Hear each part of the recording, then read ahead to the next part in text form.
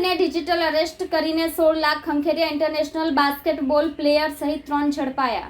સુરતમાં રહેતા એક વૃદ્ધને વિડીયો કોલ કરીને દિલ્હી પોલીસની ઓળખ આપીને 2.5 કરોડ રૂપિયાનો મની લોન્ડરિંગનો કેસ થયાનું કહીને 2 દિવસ સુધી ડિજિટલ અરેસ્ટ કર્યો હતો। આ ઉપરાંત તેમના બેંકમાંથી એફડી તોડીને 16,65,000 રૂપિયા ઓનલાઈન ટ્રાન્સફર કરાવ્યા હતા। આ સમગ્ર ઘટનાની જાણ વૃદ્ધે તેમની દીકરીને કરી હતી। ત્યારબાદ તેમને આ મામલે સાયબર ક્રાઇમ સેલમાં ફરિયાદ નોંધાવી હતી।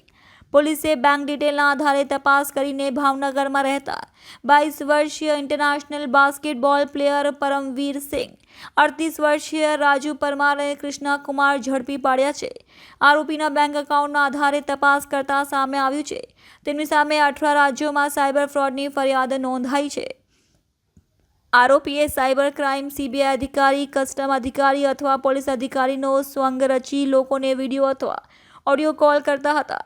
તેમાં તે કહેતા હતા, તમે કોઈ પાર્સલ વિદેશ મોકલ્યું છે અથવા વિદેશથી આવ્યું છે જેમાં ગેરકાયદે માલ સામાન, ડ્રગ્સ, નકલી પાસપોર્ટ અથવા કોઈ પ્રતિબંધિત ચીજ વસ્તુ છે।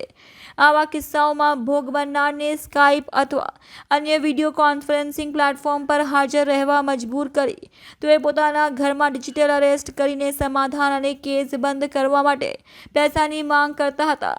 આવા કિસ્સાઓ ભોગ બનનાર લોકો ગભરાઈને કેસ પટાવવાના પ્રયાસ કરે છે અને નાણાં ચૂકવે છે। એક સુરત શહેરમાં એક સિનિયર સિટીઝનને ફરીથી સાયબર ક્રાઇમ નામાં ડિજિટલ અરેસ્ટ નામથી 2 દિવસ સુધી ડિજિટલ અરેસ્ટ રાખી અને 16,65,000 જેટલા એમાઉન્ટ ટ્રાન્સફર કરાવવાની એક ફરિયાદ સુરત સાયબર સેલને મળી હતી।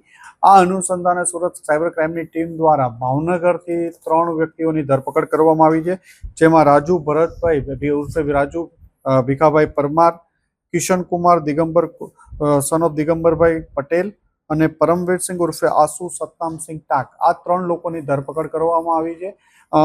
રાજુ પરમારે પોતાનું એકાઉન્ટ પૈસા કમાવા માટે કિશનને ભાડે આપેલું હતું। કિશને આ એકાઉન્ટ એક નેશનલ બાસ્કેટબોલ પ્લેયર છે પરમવીર સિંહ, જે અંડર 19માં 6 વર્ષ સુધી રમેલો છે, એમને આપેલું હતું। અને આને પરમવીર સિંહની ધરપકડ થતાં એમની પાસેથી અલગ અલગ બેંકોની 11 જેટલી ચેકબુકો, 4 જેટલી પાસબુકો, અલગ અલગ ડેબિટ કાર્ડ 15 જેટલા મળ્યા છે। અને આ એકાઉન્ટ્સો ઉપર અત્યાર સુધી વેરીફાઈ કરતા 40થી વધુ NCCRP પોર્ટલ ઉપર ફરિયાદ છે।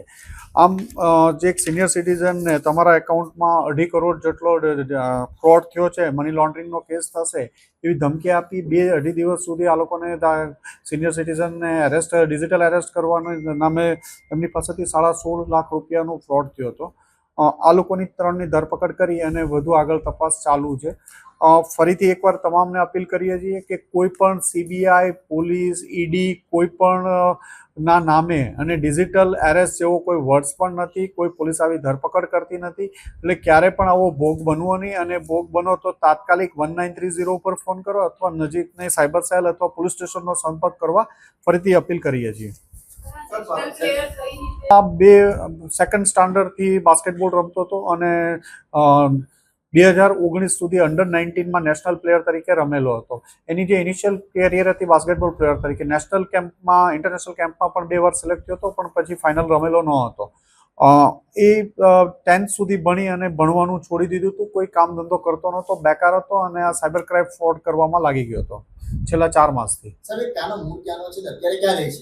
એના ફાધર લોયર છે, પણ ફાધર મધર અલગ રહે છે અને વર્ષોથી ભાવનગર જ રહે છે એના મધર સાથે।